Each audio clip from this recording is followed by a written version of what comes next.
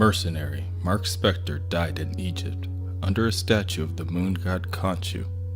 In the shadow of the ancient deity, Marc returned to life and took on Khonshu's aspect to fight crime for his own redemption. He went completely insane and disappeared for a time, but returned to protect those who travel by night. At least, that's what he thinks will happen. Marc stands before the tomb of Khonshu, gazing up at the face of the guardian statue. He is illuminated by a pale light of the full moon before he is beckoned by Khonshu. He is afraid, but one step at a time he enters, and with every step he feels pain. Marc tells Khonshu that he's afraid to die as he enters the final door. Khonshu, sitting before Marc, tells him that pain is necessary for death, and death is necessary for rebirth. Marc is nothing, and before he becomes something, he must remember who he is. At that moment, Marc does not know who he is. He looks down at the feet of Khonshu and sees a small golden chest waiting to be opened. Marc kneels down, opens the chest, and sees the hood of Moon Knight. This must be who he is. His time as a mercenary, Marc Spector. His time as Stephen Grant, wealthy philanthropist. And his time as Jake Lockley, the cabbie who roams the late-night streets protecting the unprotected. He slips the hood on and remembers it all. As all the memories enter his mind, he lets out a scream in pain before he wakes up. Marc's dream causes him to stir out of his bed and onto the floor. As he comes to grips with reality, two orderlies, Billy and Bobby, storm into his room. They have warned him about yelling before. At this rate, he's going to wake up the other patients again. Marc pleads to the two men, telling them that he doesn't know where he is and that he doesn't belong there.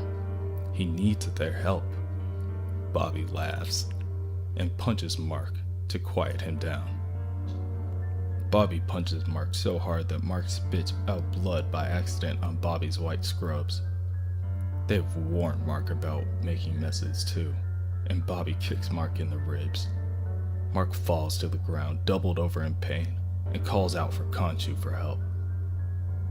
The orderlies have had enough of this nonsense, and Billy puts Marc in a chokehold in order to hold him still while Bobby injects him with a syringe, causing Marc to slowly lose consciousness. Marc slowly wakes up, strapped to a table in a small room with the two men looking down at him with mischievous smiles on both of their faces. Again, Marc pleads. Whoever these men are, they need to understand that he isn't crazy and that he doesn't belong here. Before he can finish, Bobby tells Billy to stuff his mouth and turn on the machine. Billy turns on the machine used for electrotherapy to a dangerous degree, resulting in Marc screaming out in pain between gritted teeth. Marc's hands clench and blood, sweat, and tears fly up from his face as he convulses on the table. Billy chuckles to himself as he turns the power up even higher. Marc now has no more strength to stay awake and loses consciousness once again. Later, Marc sits in the community room, staring off into space, with bruised eyes filled with disdain. He looks on as he takes in his environment. The woman directly to his left seems to be finishing up a one-sided conversation. If she can just get the coffee ready and fire up the grill, then they're all set to open up shop. Marc, confused as to what the woman is speaking about, begins to stand up to leave. The woman asks him, what is he upset about? It can't be her food. He hasn't even tasted it yet. Instantly, he stops in his tracks and he turns back to look at the woman. He knows her. At least, he thinks he knows her. He can't remember her name, but he remembers that she owns a diner. He remembers visiting her at that diner. So why is she locked up in here? Marc's concentration is broken when the news report begins on the TV. Moon Knight was sighted last night in an altercation against one of his longtime foes, the sultry stained glass Scarlet. Marc stands there staring at the TV with his mouth agape when an old man with a colorful vest comes up from behind him and warns him not to pay attention to that rubbish. It's all part of the big lie anyway. Pure fabrication. Marc turns to the man with confusion painted on his face. The old man extends his hand and introduces himself. His name is Bertrand Crawley, and he has met Marc before, a couple of times. But he forgives Marc for not remembering him. The people in charge of this hospital have enough drugs pumping through Marc's body to put down a horse. He then goes on to state that Marc is the rightful fist of Khonshu, and only he can set them all free. Before they can speak any further, Billy and Bobby come back to collect Marc and drag him by arm out of the room. Time for his therapy session. On his way out, he sees a woman with a blank face sitting in a wheelchair, staring at a wall. Another memory rushes to the forefront of his mind. He thinks to himself that there's no way that this can be Marlene, his old girlfriend. That doesn't make sense. He calls out to her, but is quickly pushed forward by the orderlies out of the room. In his therapy session, his doctor, Dr. Emmett, questions him. He sits in a chair on top of a scarlet rug, staring back at his doctor with the scarlet hair and a scarlet sweater. She clicks on her scarlet pen and adjusts her scarlet glasses as he begins his plea. He tells the doctor that he woke up this morning in a place that he doesn't remember. He remembers pieces of different lives: Moon Knight the vigilante, Jake Lockley the cab driver, Stephen Grant the millionaire. He just needs to know which one is really him. Dr. Emmett sighs and begins to ruffle through her desk. She tells Marc that none of the personas are real. They're all a grand elaboration created by his mind. There is indeed a Moon Knight, but it isn't him. She stands up and slides Marc an old notebook of his that she had confiscated. Marc looks down at the open notebook and sees numerous scribbles and doodles detailing various adventures of the Cape Crusader cloaked in white. Again, he can't believe his eyes. And he can't believe his ears when Dr. Emmett tells him that they have had the same conversation with each other 12 times. None of these stories ever happened. They were created by a child. That night, Marc laid in his bed, wide awake. It did not take much time at all before he attempts to speak with Khonshu. He asks Khonshu if Dr. Emmett is telling the truth. Is everything just a lie? Khonshu responds that if Marc truly believed this, and he truly questioned Khonshu's existence, he wouldn't be attempting to speak with him now. Khonshu proclaims that now is not the time for second guesses or to wallow. He instructs Marc to rise and prepare to fight. Marc fashions a cape and cowl out of his bleach white bed sheets and lets out a war cry, summoning Billy and Bobby back to his room. This time, he is prepared. The orderlies open the door, and Marc can see them for who they truly are. The once human heads of the orderlies are now the heads of jackals. Marc knew it. They were all lying to him. Marc begins to savagely beat down the two orderlies, sending blood flying in different directions across the room. When the two are finally incapacitated, Marc makes for his escape. He bursts through the emergency exit and runs to the roof of the building. He can finally see the world for how it really is. As he opens the door to the roof, he sees that New York is covered in sand, pyramids, and the Egyptian angels of death. How long has Marc been captured and detained? As he stares up to the full moon for guidance, Khonshu tells him that a full-scale invasion has begun. Their enemy, Set, has used this opportunity to attack and take over this reality. However, before they can address that issue, the orderlies are back, and they have brought reinforcements. Marc turns to escape and is instantly tackled by Bobby. Each of the orderlies take their turn to take out their anger on Marc before one speaks up in order to stop the others.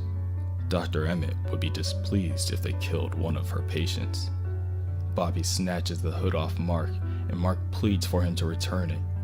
Without the mask, Marc can't see their faces. Bobby tells Marc to cut it out and open his eyes. There's nothing to see. The city skyline returns to normal, and Marc is speechless. As the orderlies carry Marc away, he calls out to Khonshu. He calls out for help, and he asks why Khonshu won't respond to him. As he looks back into the moonlit skyline, he wonders to himself if it was real. Did any of it really happen? Or has he just been crazy all along? Dr. Emmett looks once again through Marc Spector's notebook. Illustrations of billy clubs, grappling hooks, moon darts. These are the scribbles of a sick man. She believes that Marc is purposely making his rehabilitation more difficult. She is tired of the delusions. Who does Marc want to be today? Jake Lockley? Steve Grant? Mr. Knight? The unbranded offshoot of Moon Knight? She goes on to state that Marc has been at this since he was a kid. She once believed that he was getting better, more sane. Unfortunately, his recent outbursts have changed her mind. Marc states that he is the one and only Moon Knight, the fist of Khonshu, and he isn't going to be tricked by Dr. Emmett, or should he say, Amut, the god of judgment. He recognizes her for who she really is, and he tells her that she isn't going to be able to hold him there forever. She dismisses Marc and the two orderlies, and on their way out of the room, they run into a French man mopping the floor. Marc again is distressed once he sees another familiar face. Frenchie. Bobby and Billy take Marc back to the padded room and strap him to the table. Bobby's gotta say, Marc is gonna get a charge out of this one.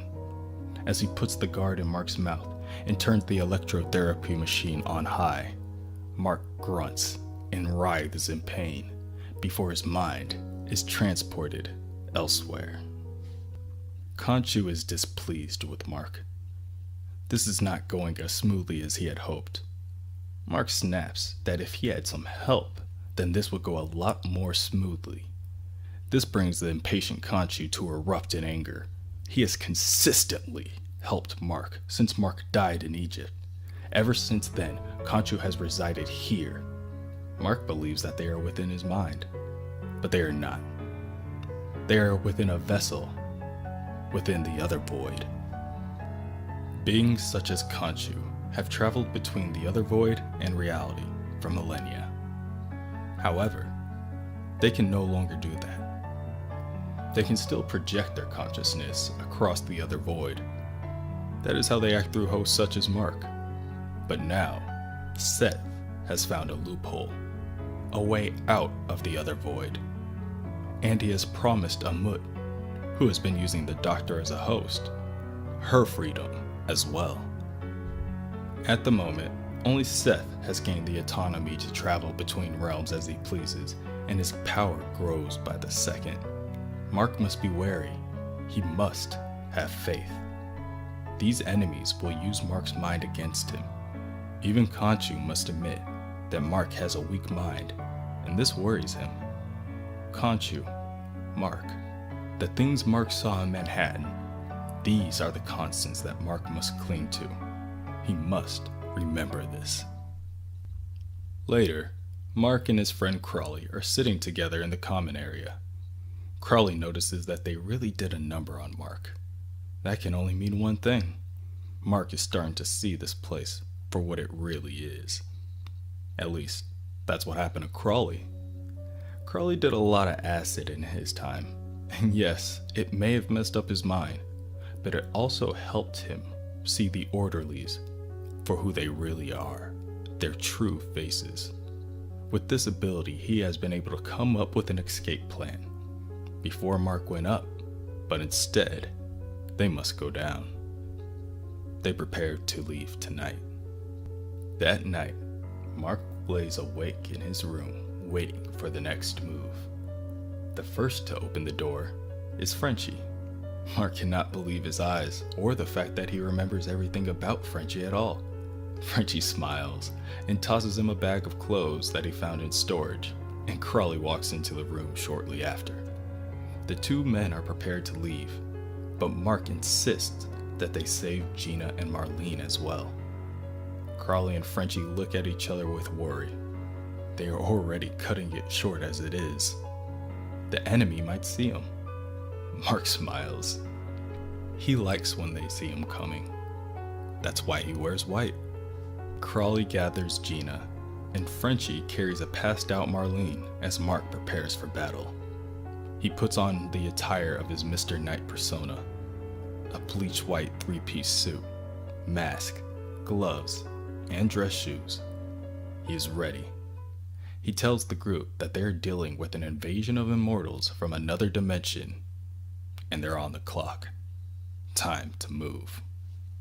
As they dive into the depths of the asylum, they see walls covered with hieroglyphs, and they have a feeling that they aren't in Hell's Kitchen anymore. They continue forward until they find a trap door that leads to a subway. They are not prepared. The Egyptian sand that Marc saw covering the city is here as well, except now, everyone sees it. The group hears some rustling from a broken train car on their right. They hear the scraping of dragging feet on the floor, the groans echoing in the metal. They see the rotted hands grabbing on the door as the undead emerge from the train car. Seth has reanimated these undead creatures in order to thwart Marc and his team, and unfortunately, it looks like it's going to work. The team stares at a group of mummies before them, and Crowley asks Mr. Knight what he sees. Marc sees them too. Gina doesn't have a clue what they're talking about. She just sees a bunch of nasty orderlies who have come to drag them back to the hospital. But she isn't going back. She picks up a nearby pole and slams it against one of the mummies' faces. Mr. Knight slams two of the mummies' heads together and tells them not to worry. He will be the one who leads them through the dark. That is when Dr. Emmett appears, in the form of the vessel of Amut, followed by Billy and Bobby. She thought that she burnt that old outfit of Marc's after his last escape attempt. It doesn't matter. If Marc leaves with her now, she will forget this whole incident. Marc's friends are quickly being outnumbered in their now one-sided fight against the mummies. Marc must protect his friends. Khonshu shows Marc the way, and Marc instructs Crowley and the rest of them to use the southbound exit. While they run, he fights. Marc sends a lunging strike at Dr. Emmett, causing her to fall back for a short time. Then he starts to attack the two orderlies. It is not long before Billy gets the opportunity to inject Marc with a sedative. No, Marc pleads, and reality sets back in. Dr. Emmett asks Marc once again to go with him. There is no limit to the possibilities that they can achieve together. But Marc will not submit. He punches Billy in the gut and takes the syringe and stabs Dr. Emmett in the neck. With one left, he kicks Bobby in the balls before he runs into the darkness to find his friends. He is surrounded by darkness. He is alone. All Marc can hear are the echoes of his own screams calling out for his friends. He begins to panic and his breathing becomes short. He drops to his knees and rips off his mask. That is when Khonshu appears and tells Marc to remember who he is. Khonshu is a guide for Marc, just as Marc should be a guide for others. He alone can be the light that shines into the infinite darkness. He alone is the world's only hope.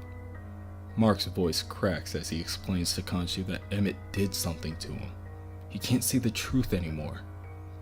He needs to know what is and what isn't real. Khonshu tells his disciple that it doesn't matter. It does not matter if Marc is mad. His madness is his gift. Madness will keep Marc alive.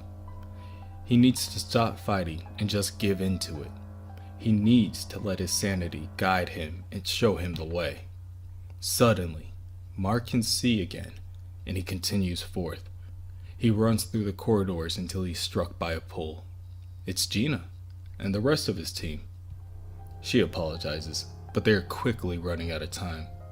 The orderlies are closing in. The team runs until they reach an edge, and they realize that they've been in the other void this entire time. With no other way to go, they're about to lose hope. That is when Anubis arrives. He recognizes Khonshu's ward, and he will gladly guide Mr. Knight and his friends across the other void. But there will be a cost. Gina pouts. She doesn't have any money for the bus driver. She doesn't even have her Metro card. Crawley nominates himself. He knows what Anubis is asking for. It's one of their souls. He tells Anubis that if he needs one, he can have his. He has lived long enough. He's tired, and maybe a rest is exactly what he needs. Plus, Marc has work to do. They travel across the other void and arrive at a temple. Gina is once again confused. She thought the other void was the name of a club on 53rd Street. Marc rejoins the rest of his team, and Gina tells him that she can smell the sweet New York air. They really made it. New York is just on the other side of the sewer grate. As Marc removes the grate, sand spills from above him, almost blinding them all.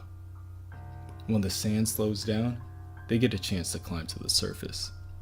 And once they are there, they notice that this isn't the same New York that they all remember. In the streets of New York, Seth has taken over. A pyramid towers in the distance, and sand fills the streets and falls from the stars. Seth, the usurper, will bury this world and build a new one in his image. He must be stopped. The final night begins. It seems that they have come so far already until they look behind them and notice that they are not much further than the front gates of the hospital.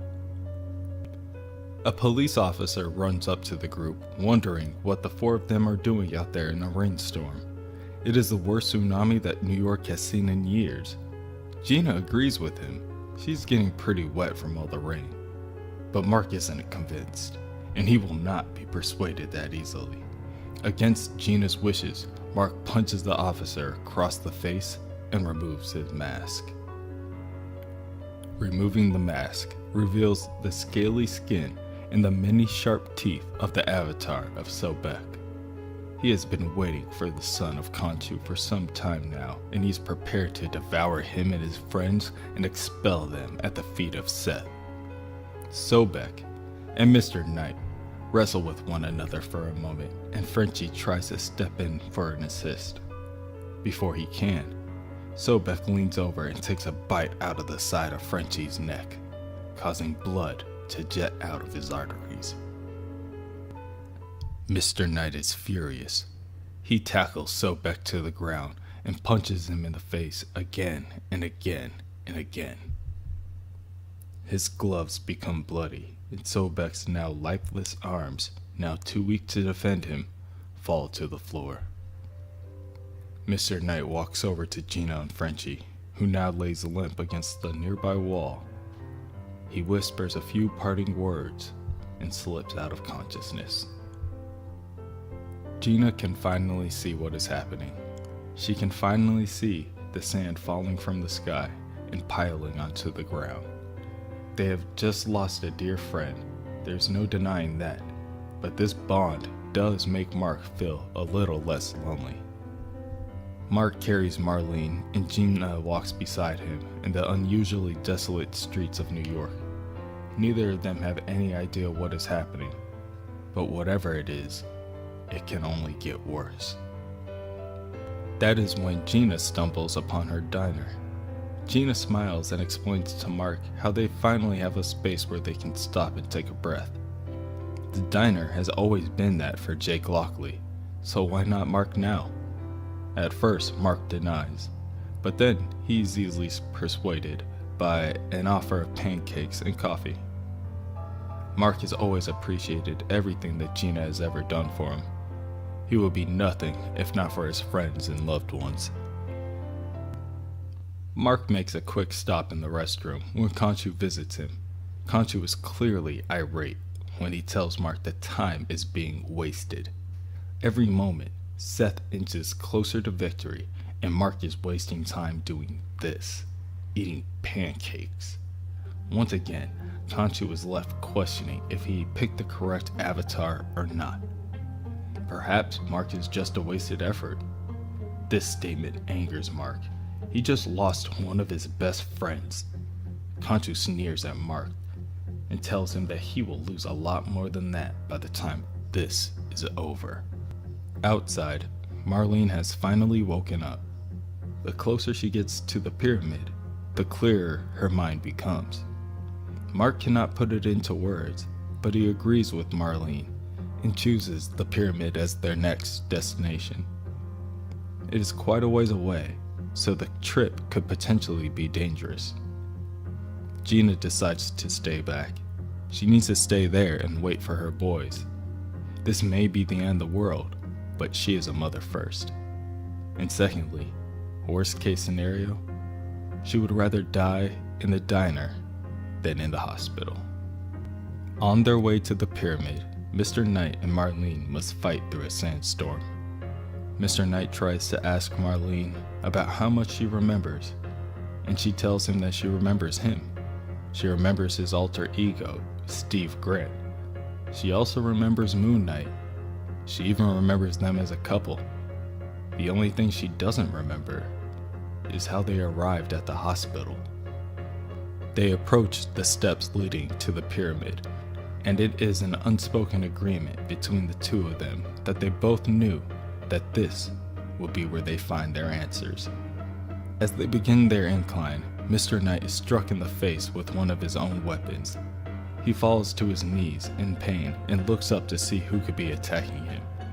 His opponent asks him, who else does he think it could be, besides the one and only Moon Knight? Marc and Marlene stare up at the Moon Knight fitted in classic attire. Marc tries to make sense out of what he is seeing, and for some odd reason, Marlene feels herself drawing towards him. She silently climbs one step after another, inching closer and closer to the classic Moon Knight. Marc rushes to his feet and charges at his attacker. The two men begin to grapple, but are evenly matched. Moon Knight tells Marc that this is as far as he's going to go. Deep down, Marc knows who this Moon Knight is, and Marc should give in now before he completely loses his mind. Marc tells Moon Knight that he is not insane and stabs him in the abdomen with a projectile blade in his hands. Moon Knight counters with a headbutt to the face. This nearly shatters Marc's nose and causes our hero to collapse to the ground, allowing Moon Knight the chance to run away with Marlene. Marc rises to his feet and follows them into the tomb. He follows them until he reaches a door with a moon-shaped button on it. Suddenly, Marc finds himself in the vacuum of space, standing amidst the dust and rubble of the moon. He looks down at his hands and sees that he's been personally fitted with a spacesuit. He looks to his left and he sees the bountiful blue bubble that is the Earth. What alarms him the most, however, is the trail of footsteps coated with drops of blood leading through the barren land. Worried, Marc calls out for Marlene and makes his way after the bloody footsteps when he hears growling coming from behind him. Marc turns around and sees a pack of ravenous wolfmen. Each creature came with dirty matted fur and gaunt stringy limbs. It has been some time since any of them had eaten. They all growled at Marc, revealing their many sharp fangs. Marc turns on his heels and runs as he follows the bloody footsteps to another door. Marc grunts as he forces open the door and quickly runs in, leaving the wolfman clawing at the air. Marc turns and closes the door behind him and sees that he is now Stephen Grant, and now on a movie set. He looks back at the door and realizes that it isn't connected to anything. It's just a prop. Stephen is once again confused, and thankfully Marlene, dressed in a scarlet attire, is here to explain, or at least she would, if Billy and Bobby weren't still chasing him. As the two orderlies make their way onto the set, Stephen runs to the next door he sees. He is now Jake Lockley. He looks out at the steamy streets of the city, and a familiar streetwalker asks him if he needs any company tonight. Jake nervously objects and runs in the opposite direction of the door that he walked out of. He doesn't get far, running down the street, until Billy trips him by reaching out of a nearby sewer when Jake passes. Jake tumbles to the street, and the two orderlies run in to constrain him. Bobby grabs Jake and Billy pulls out a syringe, preparing to inject it into Jake's neck. If they can get Jake to the hospital, then Dr. Ahmut will be pleased. Billy approaches the struggling Jake, but Jake frees himself from Bobby's grasp with a headbutt to the nose and reverses the syringe onto Billy, causing his body to go limp and collapse to the ground. With the two orderlies incapacitated once again, Jake makes his way to the next door. He walks through the door, and he is once again Marc Spector, and he is once again inside the pyramid within New York. Surprisingly enough, he is standing at the holding cell of Seth. And Seth is not surprised to see Khonshu's pup. He believes that Marc is there to finish him off and do his master's dirty work. Marc doesn't understand what Seth is saying. This is all supposed to be his doing. Seth scoffs and tells Marc that he is no more than a puppet being led by a string. Marc ascends the stairs to see a bleeding Moon Knight slumped over a throne. The enemy Moon Knight struggles to his feet and tells Marc that, deep down, Marc knows who he is truly facing. He pulls off his mask, revealing that he's none other than Khonshu. Khonshu praises Marc, telling his son that he's done good work. He needed Marc Spector, and against all odds, Marc came to him. Marc is his loyal servant, and Khonshu only asks for one more thing. Khonshu's body is weak and dying. Marc's mind is broken, and Marc knows this. He should let Khonshu take the pain away. He can make it all stop. All the pain, all the confusion, it can all end now if Marc gives Khonshu his body, his mind, so that Khonshu may be born into this mortal realm. Marc has served his master well, and now is his time to receive his reward. His work is done, and now he can rest. Marc refuses. He bellows out that he will never let Khonshu take his body. Marc turns to run out the open overlook and leaps out of the massive pyramid. He picks up speed as he falls to the ground. He closes his eyes, and the warm, dry, sandy air pushes against his face. Everything that Khonshu has told him is a lie. Everything. There is no one left to trust. That is, except for those few people that he could call his friends. Crawley, Frenchie, Gina, and Marlene. Those are the last thoughts that Marc has as he crashes to the ground, slowly bleeds out, and slowly, but surely, is covered by the warm desert sand. Marc wakes up in a cool hotel room with the shining sun fighting to push its rays past the curtains. He quickly sits up and examines his surroundings and is quite surprised to find Marlene standing in front of him with a cup of coffee. She is almost offended, Of course it's her. How many other actresses does Steven know? Surprised to hear the name, Steven takes a moment to gather his thoughts. Marlene believes that Steven is acting very strangely this morning. She doesn't have time to ponder on it because Steven, the producer of the new Moon Knight movie that she is starring in, needs to make sure that he gets to the set on time. They have a very early call time today. They are shooting the pyramid scene, so he needs to hurry up and get dressed. Steven stands up and walks to the nearest window. He sees the New York skyline without a speck of sand in sight. And this time, something about this moment feels real.